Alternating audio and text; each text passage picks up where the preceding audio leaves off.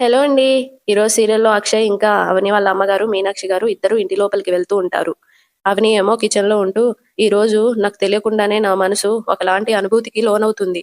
ఎందుకిలా అవుతుంది?" అని అనుకుంటూ ఉంటది.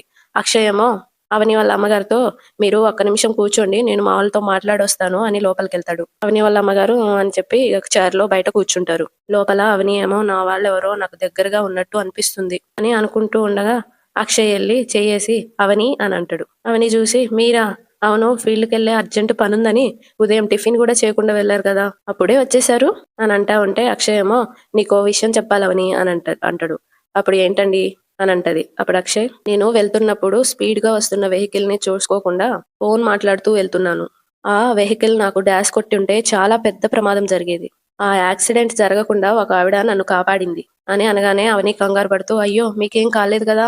అని అంటా ఉంటే అక్షయ్ ఏమో నాకేం కాలేదు టెన్షన్ పడకు అని అంటా ఉంటే అవని ఏమో అంత పెద్ద గండం నుండి బయటపడ్డారంటే ఏ దేవతో ఆవిడ రూపంలో వచ్చి కాపాడుంటదండి అని అంటది. అప్పుడు అక్షయ్ అవునవని సమయానికి ఆవిడ నన్ను కాపాడకుండా ఉండుంటే ఏం జరిగేదో తలుచుకుంటేనే భయమేస్తుంది. ఆవిడని తీసుకొచ్చాను. ఆవిడ కొన్ని రోజులు మన ఇంట్లోనే ఉంటుంది అని అనగానే అవని ఏమో ఆవిడని తీసుకొచ్చి మంచి పని చేశారండి. ముందు ఆవిడకెళ్ళి థాంక్స్ చెప్పాలి.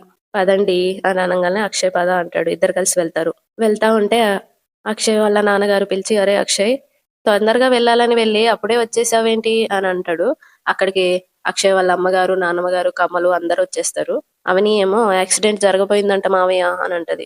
వెంటనే అక్షయ్ వాళ్ళ అమ్మగారు కంగారు పడతది. "యాక్సిడెంట్ ఏంట్రా?"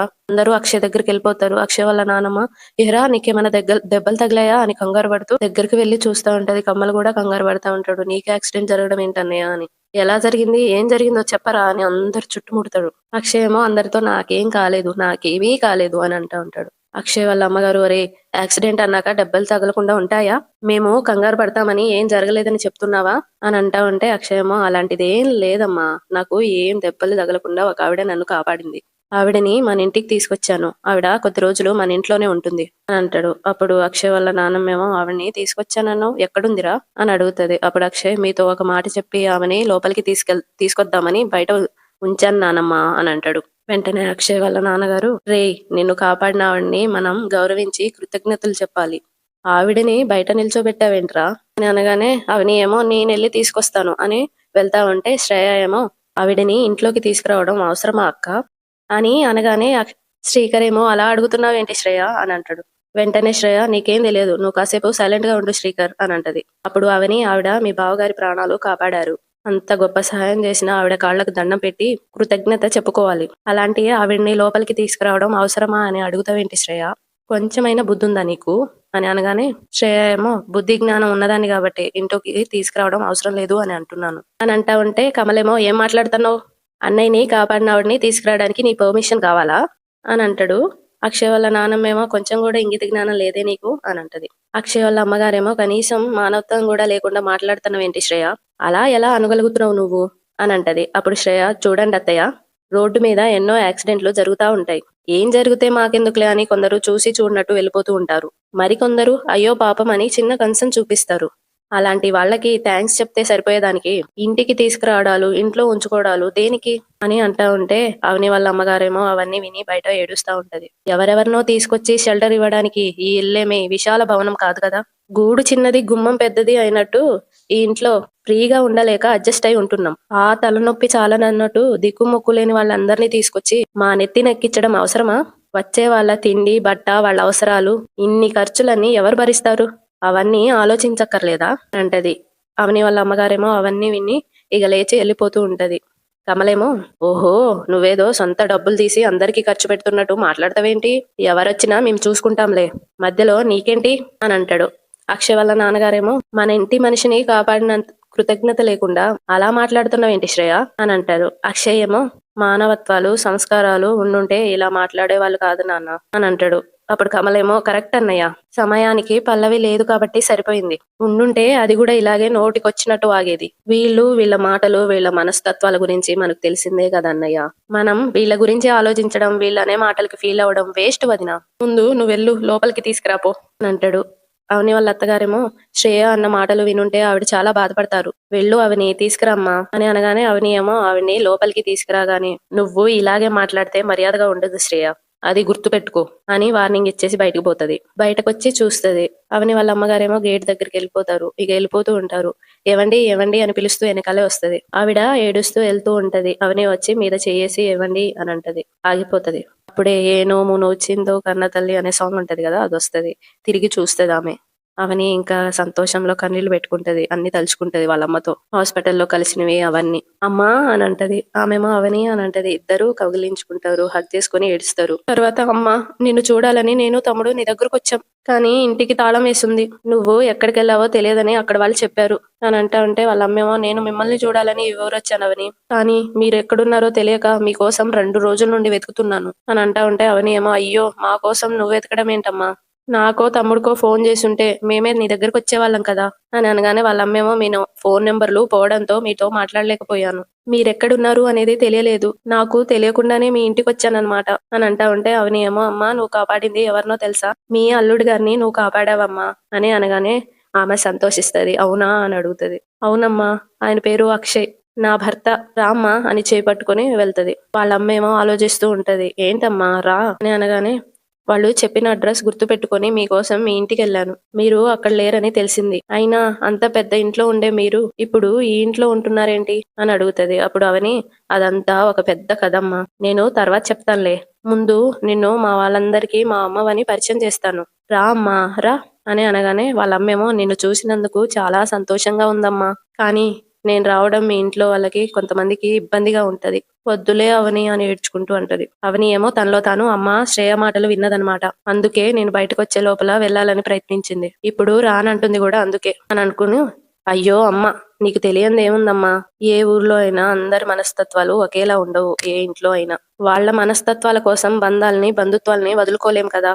అవేం ఆలోచించకు, నువ్వు రామ్మా రా అని లోపలికి తీసుకెళ్తూ ఉంటే అందరూ బయటకు వస్తారు. అందరూ రాగానే సంతోషంతో అవని, కన్నయ్య ఏవండి, ఈవిడెవరో తెలుసా? మా అమ్మ, నన్ను కన్నా మా అమ్మ అని అనగానే అందరు సంతోషపడతారు. కమలేమో, అవునా వదినా అని అంటాడు. అప్పుడు అవని, అవును కన్నయ్య, మా అమ్మే అంటది. అక్షయ్ ఏమో అవునా అన్నట్టు సైగ చేస్తే అవును అని తలూపుతది. అమ్మ, ఆయనే మీ అల్లుడు గారు అని అక్షయ్ని పరిచయం చేస్తది. ఆయనేమో దండం పెడతది. అక్షయ్ ఏమో, మీరెవరో అనుకున్నాను, నా ప్రాణాలను కాపాడింది నా అత్తయ్య గారే అనమాట.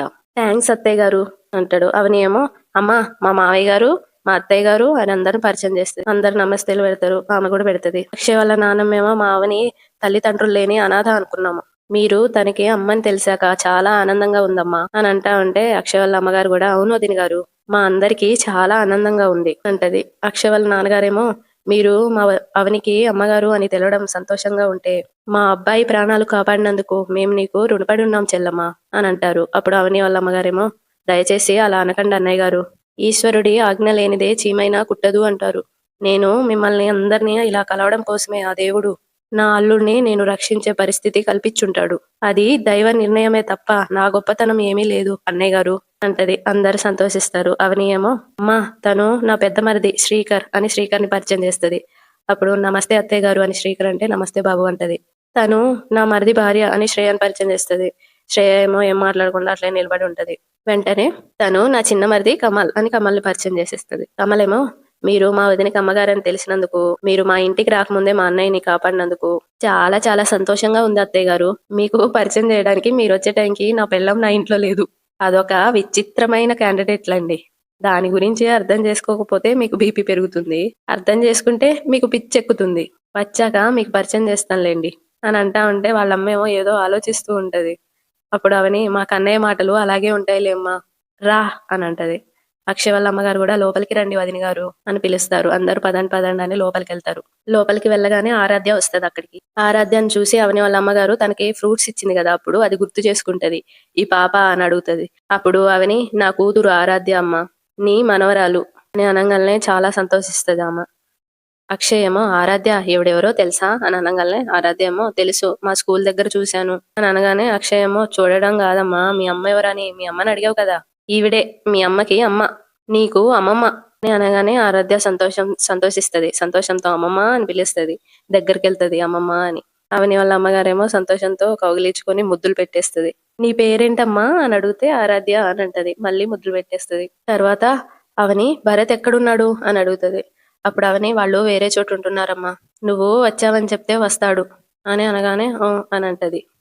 అవని ఏమో ఒక్క నిమిషం అమ్మ అని వెళ్ళి ఫోన్ తీసుకొని భరత్కి ఫోన్ చేస్తుంది. భరత్ ఏమో హలో చెప్పక్క అని అనగానే రే భరత్ అమ్మొచ్చిందిరా అని అనగానే భరత్ ఏమో ఏంటక్క అమ్మొచ్చిందా అని అడిగితే అవునరా ఇప్పుడే వచ్చింది, మన ఇంట్లోనే ఉంది, తొందరగా రారా అని అంటది. అప్పుడు భరత్ ఇప్పుడే వస్తున్నానక్క అని అంటాడు. ఫోన్ కట్ చేసి వస్తున్నాడమ్మా, నిన్ను చూస్తే వాడు కూడా చాలా సంతోషిస్తాడు అని అంటది. ఆరాధ్యేమో ఇన్నాళ్ళు ఎక్కడున్నావు అమ్మమ్మ, నా కోసం గాని మా అమ్మ కోసం గాని నువ్వెప్పుడు రాలేదేంటి అని అంటా ఉంటే అవని వాళ్ళ అత్తగారేమో మీ అమ్మమ్మ వచ్చింది ఇప్పుడే కదమ్మా, అవన్నీ తర్వాత చెప్తుందిలే, అవని లోపలికి తీసుకెళ్ళు అని అనగానే అమ్మ రా అని పిలుచుకెళ్తుంది లోపలికి. అటు పల్లవి ఏమో వాళ్ళ ఫ్రెండ్ వాళ్ళ ఇంటికి వెళ్ళి డోర్ కొడుతుంది. వాళ్ళ ఫ్రెండ్ డోర్ తీసి పల్లవి నువ్వా, నా కోసం రావడం చాలా ఆశ్చర్యంగా ఉందే అని అనగానే పల్లవి ఏమో నీతో చిన్న పనుండి వచ్చాను అని అంటది. అప్పుడు వాళ్ళ ఫ్రెండ్ అవునా రా అని లోపలికి తీసుకెళ్తది. ఇద్దరు కూర్చుంటారు. నీకు నాతో పనేముంటుంది అని అడుగుతుంది. అప్పుడు పల్లవి ఉండకూడదని రూల్ ఏం లేదు కదా అని అనగానే సర్లే ఏంటో చెప్పు అని వాళ్ళ ఫ్రెండ్ అంటది. అంతటితో ఈ రోజు ఎపిసోడ్ అయిపోతుంది. సబ్స్క్రైబ్ చేసుకోండి, లైక్ కూడా చేయండి ప్లీజ్.